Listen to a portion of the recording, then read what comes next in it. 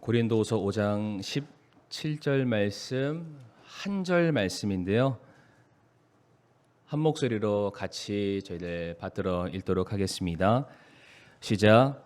그런즉 누구든지 그리스도 안에 있으면 그는 새로운 창조물이라. 옛 것들은 지나갔으니 보라 모든 것이 새롭게 되었도다. 아멘. 말씀을 위해서 기도하겠습니다. 아버지 하나님 감사합니다. 저희들을 구원하여 주신 하나님의 크고 놀라우신 은혜와 사랑을 인하여 감사를 드립니다.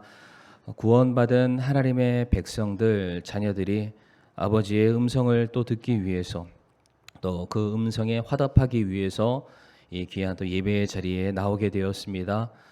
성령 하나님 우리와 함께하여 주옵시고 깨닫는 은혜가 있도록 도와주옵시며 말씀에 따라 실천하며 삶의 열매를 맺어갈 수 있는 살아있는 믿음의 성도들이 되게 하여 주시옵소서. 예배의 시종을 온전히 주님의 손에 의탁드리오며 살아계신 우리 구주 예수님 이름으로 기도를 드리옵니다. 아멘. 자리에 앉으시겠습니다. 오늘은 저희들 계속되는 구원 시리즈라고 할 수 있는데요. 오늘 세 번째 시간입니다. 구원받은 후의 변화라는 제목으로 말씀을 나누도록 하겠습니다. 신앙생활을 하는 데 있어서 가장 중요한 목적과 이유는 구원을 받는 데 있습니다. 죄인이었던 우리가 예수 그리스도로 말미암아 구원, 즉 죄와 사망에서 건짐을 받아 이제는 의롭다함을 얻고 죄인이 아니라 하나님의 자녀가 되는 권세를 얻고 천국을 소망하게 되는 이 모든 과정을 함축적으로 일컫는 것이 바로 구원인데, 이것이야말로 우리가 정말로 신앙생활을 해야 되는 유일한 가치이자 목적이다라고 말씀을 드리고 싶습니다. 그렇기 때문에 정말로 내가 구원받았는지를 점검해야 된다라고 첫 번째 시간에 말씀을 드리게 됐고요. 또 우리가 어떻게 구원받았는지, 정말로 우리가 죄를 회개함으로 말미암아 그리고 예수 그리스도만이 메시아 되심, 구주 되심을 우리가 영접하게 됐는지를 우리가 지난 시간까지 함께 살펴보게 됐습니다. 우리가 구원 받았는지에 대해서 점검하는 것은 우리가 구원 받았을 때 그때의 시점으로 돌아가서 어떠한 과정을 밟아왔는지를 재차 확인하는 것도 중요하지만, 우리가 구원받았다면은 그 구원이 이제 현재의 삶에 어떠한 열매로 나타나는지, 전 이게 더 중요하지 않나 생각을 합니다. 왜냐하면 내가 20년 전에 구원받았어, 30년 전에 구원받았어. 구원이라는 것은 과거의 어떤 한 시점에 머물러 있는 것이 아니라 그때 구원받았다면 오늘도 우리는 그 구원의 삶을 살아가야만 합니다. 그래서 우리가 구원받은 이후에 우리들의 삶에 어떠한 모습이 나타나고 있을까? 마태복음 7장 20절 말씀 보게 되면, 그러므로 너희가 그들의 열매로 그들을 알리라 라고 말씀하시죠. 좋은 나무가 나쁜 열매를 맺지 못하고 또 나쁜 열매가 좋은 나무에 맺지 못하는 것처럼, 구원받은 성도는 예수님께 붙어 있기 때문에 예수님으로 말미암아 자라날 수밖에 없고 변화되고 성장하고 열매를 맺을 수밖에 없습니다. 예수님을 믿기 전과 믿고 난 이후에 분명한 삶의 변화가 나타날 수밖에 없는데, 예수님을 믿은 구원받은 성도의 여러 가지 특징들을 우리가 살펴볼 수 있지만, 오늘은 대표적으로 두 가지만 한번 살펴보도록 할 텐데요. 구원받은 다음에는 어떻게 우리가 변화가 될까? 첫 번째로는 말씀을 사모하는 마음이 생기게 됩니다. 누구든지 그리스도 안에 있으면 새로운 창조물이라 라고 말씀을 하셨죠. 주님 안에서 우리는 새 생명, 새 삶을 시작하게 되는데, 이것을 인간의 모습으로 빗대어 설명하면은 갓난아이와 같다라고 말씀을 드릴 수가 있습니다. 우리가 갓난아이로 태어나게 되면은 당연히 이제 젖을 먹어야 되죠. 모유를 먹거나 분유를 먹거나 그렇게 해야만 합니다. 이와 같이 젖을 먹는 이유는 성장하기 위함이고 내가 살아있음을 나타내는 하나의 증거이기도 합니다. 제가 어떤 책에서 보니까 갓난아이의 경우 이제 하루에 먹는 모유나 분유의 양이 약 700g에서 1kg까지 먹는다고 합니다. 어마어마하죠. 그러니까 아이라고 하면은 보통 태어날 때 3점 몇 킬로로 태어나고 지금 저희 교회에도 이제 유담이가 있는데 아직 5kg가 채 안 됩니다. 근데 그런 아이들이 얼마큼 먹는다고요? 700g에서 1kg. 그러니까 자기 몸무게의 한 3분의 1에서 5분의 1을 먹어야만 아이들이 울지 않고 하루를 평안하게 지나가는 거죠. 저로 따지면 제가 약 80kg에 육박을 하죠. 이제 많이 먹으면 조금 올라가고 이렇게 하는데 제가 제 몸무게의 5분의 1을 먹어야 됩니다. 매일 한 16kg를 먹어야 되지 않나. 이게 말도 안 되죠. 어린 아이들의 경우에는 충분한 모유를 공급받지 못하면 제대로 된 영양을 섭취하지 못해서 성장에 문제가 생기거나 면역 저하가 발달되고 또 발달 기관이 이제 문제가 생긴다고 합니다. 그래서 어린아이의 경우에는 가르쳐 주지 않아도 때가 되면은 엄마의 품을 찾고 이제 그 젖을 먹게 되어 있죠. 마찬가지로 주 안에서 새로 태어난 성도들 역시 말씀의 젖, 말씀의 순수한 젖을 먹어야 된다라고 성경은 말하고 있는데 다 같이 베드로전서 2장 2절 말씀 한번 읽어 보시도록 하겠습니다. 시작. 새로 태어난 아기들로서 말씀의 순수한 젖을 사모하라. 이것은 너희가 그 젖으로 말미암아 성장하게 하려 함이라. 아멘. 우리가 성장하기 위해서, 그러니까 태어났으니까 자라야 되잖아요. 살아갈 힘과 에너지와 생명력을 유지하기 위해서는 말씀이라는 젖을 먹어야 된다라고 성경은 가르치고 있습니다. 물론 각 사람마다 주어진 상황과 환경이 다르기 때문에 얼만큼의 말씀을 먹어야 된다. 성경은 그것을 정량화하고 있지는 않습니다. 이게 말씀을 이렇게 준비하다 보니까 정말로 차라리 성경에서 군대처럼 야 너 1병이니까 이만큼 먹어 2병이니까 이만큼 이렇게 차라리 정량화해 주면 더 편할 텐데라는 생각을 갖게 되는데 그래서 구원받은 1년 차는 무조건 1독하고 구원받은 지 3년 차 되면 이제 5독하고 집사 되면 10독하고 목사 되면 100독하고 막 요런 수준을 만약에 정해 놓는다면 차라리 그것을 위해서 우리가 열심히 하지 않을까. 근데 성경은 그런 수치나 기준을 따로 제시하지는 않습니다. 그런데 사람마다 다 차이가 있죠.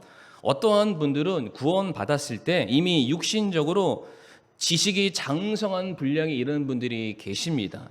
그러니까 그런 분들은 거듭난 이후에 마치 스폰지가 물을 빨아먹듯이 왕성하게 말씀을 정말로 갈급한 마음으로 받아들이는 그런 분들이 계시고 어떠한 분들은 구원받았지만은 내가 이미 살고 있는 모든 상황과 환경 때문에 구원받은 후지만 하루에 한 장의 성경을 읽는 것도 빠듯한 분들이 계십니다. 물론 성경을 몇 장 읽었느냐에 따라서 믿음이 좋다 나쁘다라고 가릴 수는 없습니다. 그러나 분명한 것은 구원받고 난 이후에 우리 성령 하나님이 우리 안에 내주하시기 때문에 정도의 차이가 있을 수는 있지만 갓난아이가 울면서 엄마의 품과 젖을 찾는 것처럼 우리 역시 말씀에 대한 간절함은 동일하게 우리 안에 다 있어야 된다는 것이죠. 그래서 다윗이 이런 말을 합니다. 내가 말씀의 젖을 사모할 수밖에 없는 그 이유를 뭐라고 말하냐면 시편 119편 103절에 이렇게 말씀을 하는데요.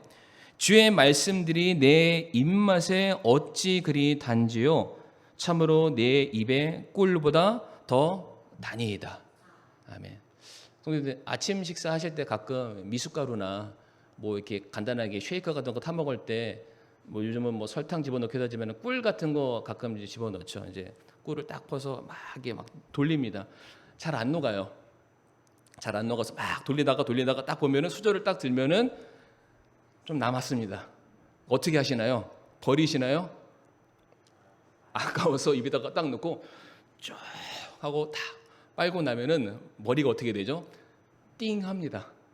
그 정도로 달콤함이 머리를 막 강타하죠. 입속에 뭐가 남냐면은 여운이 남습니다. 계속해서 생각이 나죠. 그래서 나중에는 꿀만 보면은 여기 침샘이 자극돼서 먹고 싶다라는 생각이 들죠. 다윗이 그랬다라는 거예요. 하나님의 말씀에 대해서 한 번 먹고 끝이 아니라는 것입니다. 그러니까 그 말씀이 계속해서 그 입안에 그의 생각에 마음속에 계속해서 맴돈다라고 말을 하고 있는데 같은 시편 119편 말씀 보게 되면은 다윗이 말씀에 대해서 그가 얼마나 사모했는지 여러 가지 말씀을 우리에게 주고 있는데 뭐라고 되어 있냐면 오 내가 주의 법을 얼마나 사랑하는지요 그 법이 종일토록 나의 묵상이 되나이다. 그러니까 계속해서 날마다 그 말씀을 곱씹었다. 그러니까 생각나는 거에서 그치는 것이 아니라 그 말씀을 묵상하다가 반추하다 되씹다 이런 뜻이잖아요. 계속해서 내 것을 곱씹고 곱씹었다. 그러므로 내가 주의 명령들을 금보다 더 사랑하며 참으로 정금보다 더 사랑한다. 성도님 요즘 한 돈이 얼마인 줄 아시나요? 한 돈? 금 한 돈? 그냥 두고만 있어도 자산이 늘어납니다. 제 기억에 예전에는 돌잔치하거나 뭐 하면은 반돈 이게 선물해주고 한 돈 그래도 할 만했어요. 제가 어렸을 때 부모님 심부름으로 금은방 가서 샀던 금이 35,000원, 반돈이 35,000원, 한 돈이 한 6만 원 정도 됐던 걸로 제가 기억을 합니다. 근데 요즘 한 돈에 40만 원이 넘습니다. 어마어마하죠. 근데 다윗이 뭐라고 말하냐면은 금보다 더 사랑한대요. 저희들은 금을 저쪽 깊숙한 데 숨겨놓고 보고 또 보고 가격 올리면 흡족해 하고 이렇지 않아요. 그런데 다윗은 그런 게 아니에요. 금보다 더 말씀을 보면서 금이야 옥이야 여겼다라고 말하죠.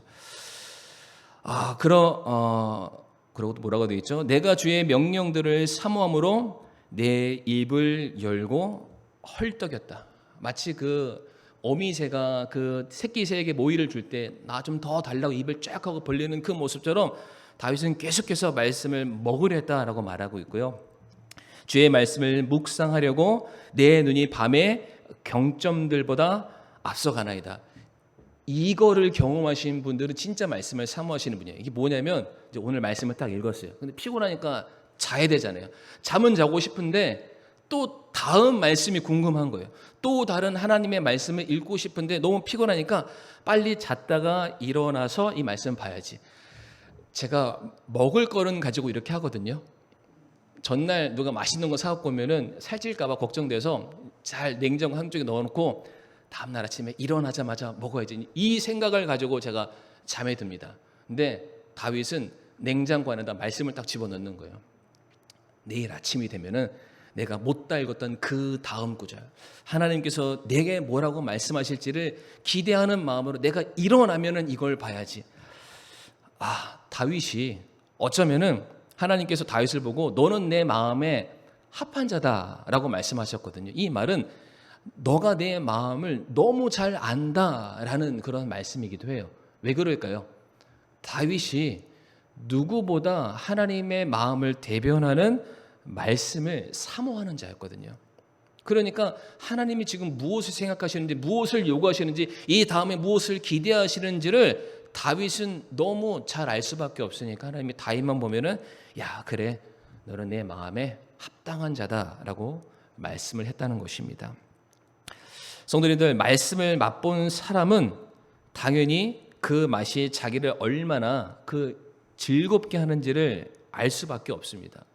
특별히 성경 말씀 보게 되면은 하나님의 말씀이 읽는 것에서 끝나는 것이 아니라 묵상하는 것에서 끝나는 것이 아니라 그 말씀이 자기의 삶에서 이해가 되고 적용이 되기 시작했을 때 그의 마음이 뜨거워졌다라는 부분이 있습니다. 어떤 사건이냐면은 예수님께서 십자가 못 박혀 돌아가십니다. 그 모습을 본 이름 없는 몇몇의 제자가 자기 고향으로 엠마오로 막 돌아가게 되죠. 근데 부활하신 주님이 그들을 긴급하게 찾아가십니다. 찾아가서 그들과 함께 동행하시면서 예수님이 하셨던 말씀의 의미를 설명해 주기 시작하십니다. 그랬더니 그들이 그동안은 알지 못하셨는데 옆에서 성경 그 자체이신 예수님의 말씀을 가르쳐 주기 시작하니까 그들이 그 말씀이 이해가 되기 시작하면서 마음이 뜨거워졌다.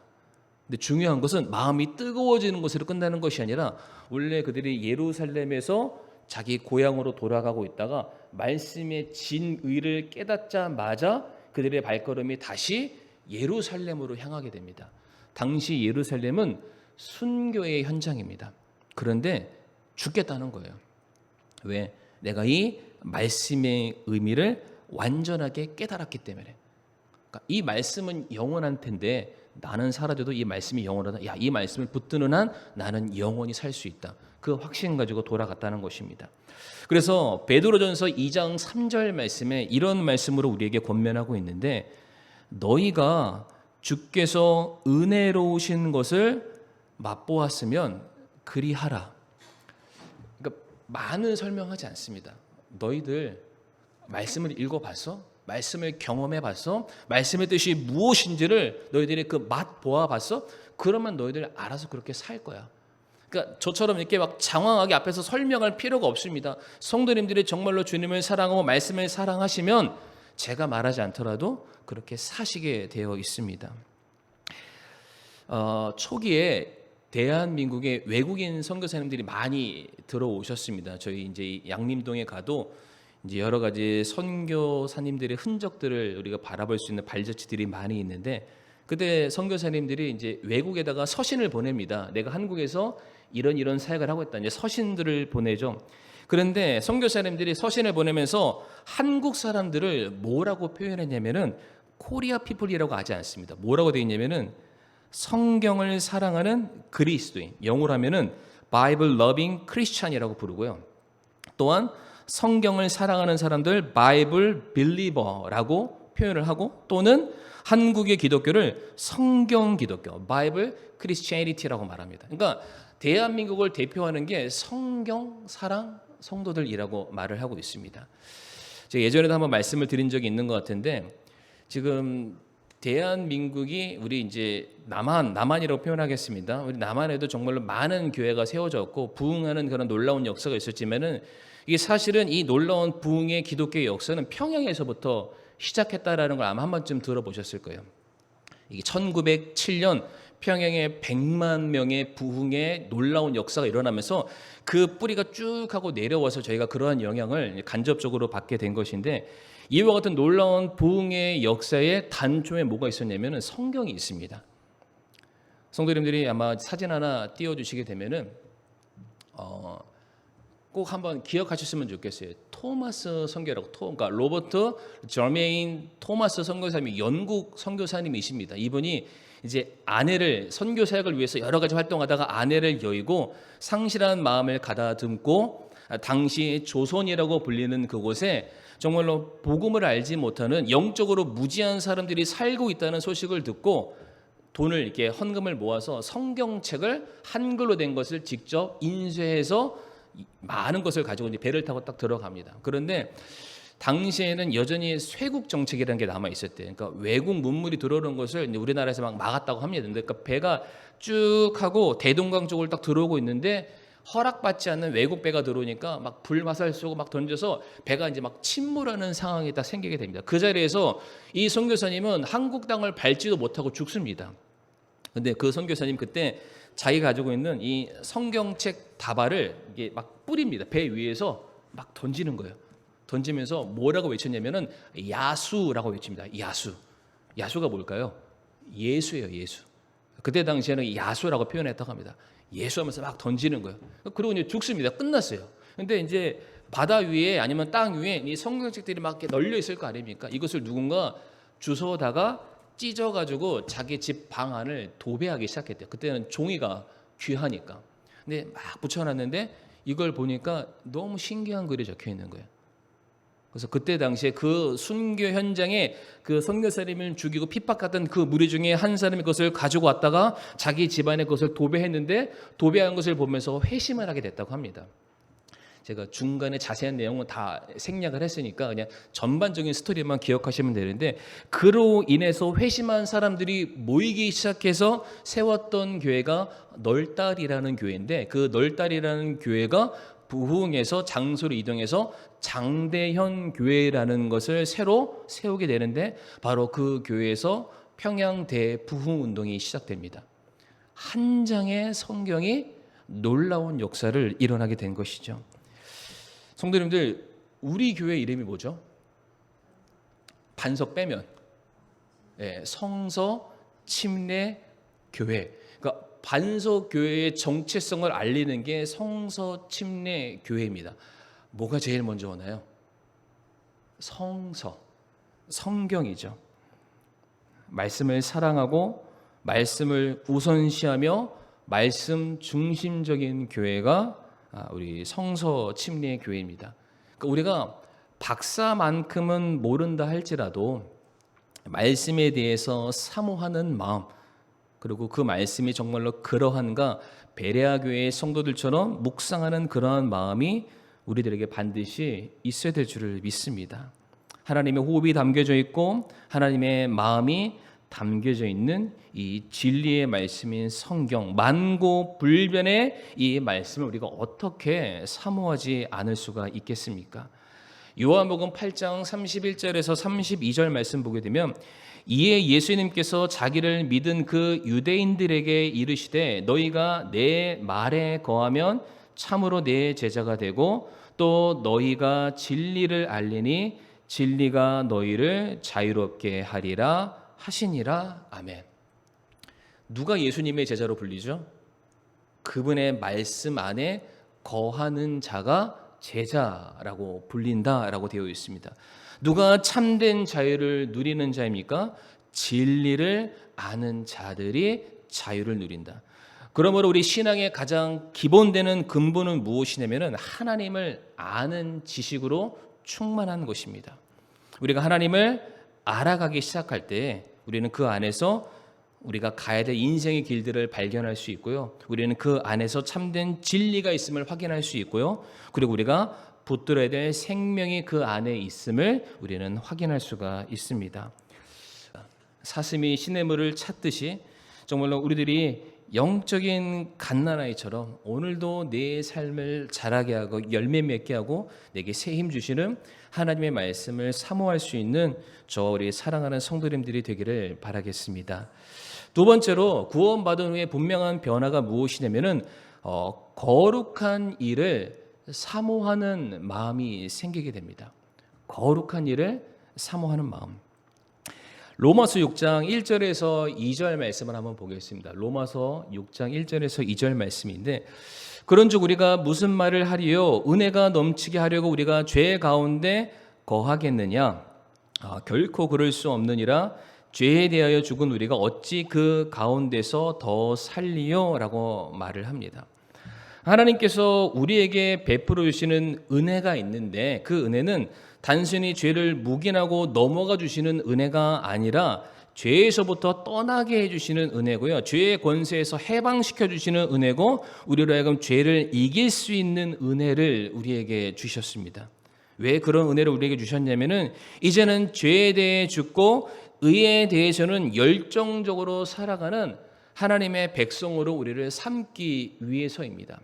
그러니까 우리는 어디서부터 구원받았느냐도 중요하지만 우리가 무엇을 위해서 구원받았느냐, 이것도 굉장히 저는 중요하다고 말씀을 드리고 싶습니다. 그래서 이와 같이 우리를 구원하신 목적에 대해서 이어지는 로마서 6장 4절에 이렇게 말씀을 하십니다. 같이 한번 읽어보실까요? 시작. 그러므로 우리가 죽음 안으로 침례를 받아 그분과 함께 묻혔나니 이것은 그리스도께서 아버지의 영광을 힘입어 죽은 자들로부터 일으켜진 것 같이 우리도 새로움 속에서 걷게 하려 함이라. 아멘. 죽음에서 건진 것으로 끝이지 않죠. 건진 이유는 우리로 하여금 생명의 새로움 가운데 걷게 하려 함이다. 다시 말해 하나님께서 예수 그리스도의 피값이죠. 그 목숨을 저와 성도님들에게 전가하신 것은 이제 예수님과 방불한, 예수님과 동일한 삶으로 우리가 살아가기를 바라셨던 거예요. 새로운 생명의 삶 속에서 우리가 걸어가기를 바라셨다라고 말씀을 하십니다. 그래서 갈라디아서 2장 20절 말씀, 너무나도 귀하고 복된 말씀인데, 내가 그리스도와 함께 십자가에 못 박혀 있으나 그럼에도 불구하고 사노라. 그러나 내가 아니요 그리스도께서 내 안에 사시느니라. 나는 지금 내가 육체 안에서 사는 삶을 나를 사랑하사 나를 위해 자신을 주신 하나님의 아들의 믿음으로 사노라. 아멘. 뭐라고 말씀합니까? 이제 구원받기 전에는 나 자신을 너무나도 사랑해서 내가 바라는 것, 내가 욕망하던 바를 성취하기 위한 삶이 전부였다면 이제는 나보다 나를 더 사랑하시는 주님을 위해서 사는 인생으로 바뀌었다. 이제 주를 위한 삶을 살게 될 수밖에 없다. 이것이 구원받은 성도의 특징이다라고 말씀을 하고 있습니다. 처음에도 말씀드렸지만 어디에서부터 구원받았다라는 1차원적인 신앙에서 뛰어넘어서 이제는 우리가 어딘가를 향해서 나아가는 구원받은 성도로서의 모습을 우리가 갖춰야만 한다라는 것이죠. 그래서 이어지는 로마서 6장 12절과 13절 말씀 보게 되면 바울이 이렇게 말하고 있습니다. 그러므로 너희는 죄가 너희의 죽을 몸 안에서 군림하지 못하게 하여 몸의 정욕 안에서 죄에게 순종하지 말고 또한 너희 지체를 불의의 도구로 죄에게 내어주지 말며 오직 너희 자신을 죽은 자들로부터 살아난 자로서 하나님께 드리고 같이 읽어볼까요? 너희 지체를 의의 도구로 하나님께 드리라. 아멘. 성도가 추구해야 될 삶은 무엇이냐면은 이제는 죄를 짓냐 죄를 안 짓냐 이런 수준이 아니라는 겁니다. 이미 저와 성도님들은 죄에 대해서 자유함을 얻었습니다. 더 이상 우리 안에는 죄가 군림하지 못하게 되어 있습니다. 그러므로 우리 구원받은 성도의 삶은 죄를 짓냐 안 짓냐 이것을 한 차원 더 뛰어넘어서 새롭게 된 우리들의 삶을 전적으로 하나님께 드리는, 하나님께 사용되는 쓰임받는 의의 도구로서 우리들의 삶이 드려져야만 하는 것입니다. 성도님들, 우리가 의의 도구가 되어야 된다는 것은 말씀을 통해서 많이 듣고 있죠. 의의 도구, 의의 도구. 그런데 이것이 그냥 듣는 것으로 그쳐서는 절대로 안 됩니다. 실제로 우리들의 삶이 드려져야만 하나님께서 왜 우리를 부르셨는지, 우리를 통해서 어떠한 일을 이루고자 하시는지에 대한 그 의미와 그로 말미암은 열매를 우리가 확인할 수 있다는 것입니다. 에베소서 1장 17절과 19절 말씀 한번 띄워주시고요. 에베소서 1장 17절에서 19절 말씀 보게 되면 17절 말씀에 우리 주 예수 그리스도의 하나님 곧 영광의 아버지께서 지혜와 계시의 영을 너희에게 주사 그분을 알게 하시고 우리 성도님들 밑줄 쳐보시길 바랍니다. 너희의 지각의 눈을 밝히사 그분의 부르심의 소망이 무엇이며 성도들 안에 있는 그분의 상속 유업의 영광이 얼마나 풍성하며 그분의 강력한 권능의 활동에 따라 믿는 우리에게 베푸신 바 그분의 지극히 큰 권능이 어떤 것인지 너희가 알게 하시기를 구한다. 19절 말씀에서도 알게 하시기를 구한다. 밑줄 한번 쳐보시길 바랍니다. 그러니까 지금 반복적으로 등장하는 게 너희가 알기를 원한다라고 바울은 말하고 있어요. 무엇을 알라고 말합니까? 너희가 하나님의 지혜를 알았으면 좋겠다. 하나님께서 너희를 위해 약속하신 그 소망의 풍성한 유업이 무엇인지를 알길 원하고 하나님의 강력하신 권능이 너희를 죄와 사망의 권세에서 일으키시는 분이심을 너희가 알기를 원한다. 근데 성도님들 이걸 알려면 말씀을 읽는 것으로만 안 됩니다. 직접 그 사역의 현장에 서야 되는 거예요. 우리가 이미 사도행전 말씀 봐서 알지만은 사도 바울은 복음을 전하다가 거의 죽을 뻔했지만 주님께서 그를 다시 일으키셔서 복음의 증인으로서 온 천하의 로마 황제 앞에 그를 세우시는 그 놀라운 역사를 그의 삶에 몸소 그가 체험하고 있습니다. 지금 에베소서라는 것은 감옥 안에 쓴 편지인데 바울이 말하는 거예요. 내가 수많은 어려운 과정을 걸쳤지만은 하나님께서 나를 보내시고 나를 부르셨을 때에는 그에 합당한 모든 필요를 주신다 약속하셨는데 그 약속이 내 사역을 통해서 계속해서 이루어지고 있다. 나는 이것을 더 크게 믿고 확신하는데 이것이 나에게서 끝나는 것이 아니라 너희도 좀 알았으면 좋겠다. 경험해서 알자라는 거예요. 같이 일에 동참하자고 사도 바울이 권면을 하고 있습니다. 사랑하는 성도님들, 계시록 가면은 에베소 교회를 향해서 주님께서 책망하는 듯한 말씀을 하시죠. 에베소 교회가 무엇을 잃어버렸습니까? 첫사랑을 잃어버렸습니다. 근데 제가 원어를 좀 봤어요. 잃어버리다. 그러니까 잃어버리다가 뭐냐면은 애시당초 사용해 본 적이 없는 거예요. 사용한 적이 없는 거예요. 그러니까 첫사랑이라는 건 있는데 그 흔적과 그 사건과 변화된 그 순간은 있는데 그 첫사랑이 무엇인지를 단 한 번도 경험해 본 적이 없는 겁니다. 그러니까 자연히 그 사랑에서 떠날 수밖에 없었던 것이죠. 그래서 이어지는 에베소서 5장 1절과 2절 말씀 보면은 사도 바울이 에베소 교회의 성도들에게 이렇게 말합니다. 그러므로 너희는 사랑스러운 자녀로서, 너희는 원래 사랑받는 자녀라는 거예요. 너희가 주님을 더 많이 사랑해서가 아니라 이미 하나님께서 너희를 사랑하신다 말씀하셨고, 너희가 하나님께 붙어 있는 한 너희는 언제나 사랑받는 자녀가 될 것이다. 모든 사람들 앞에 너희가 하나님의 자녀라는 것을 하나님께서 입증해 내실 거다. 너희가 뭘 말한다고, 너희가 무슨 능력 행한다고 이런 것이 아니라 너희를 보내시고 너희를 부르신 하나님께서 너희를 얼마나 사랑하시는지를 세상에 입증해 내실 것이다. 그러니까 너희는 뭐 하라고요? 주님을 따르는 자가 되라는 거예요. 그러니까 우리가 구원받았어요 라고 해놓고는 주님과 멀리 떨어져서 나 혼자 있는 자리에서 나 주님 사랑해요 말하는 것이 아니라 나 주님 사랑해요 라고 말하면은 내가 지금 주님 손 잡고 있어야 됩니다. 그러면 주님이 그때부터 뭐 하시죠? 데리고 다니시면서 자랑하시는 거예요. 얘가 내 아들이다. 얘가 내 딸이다.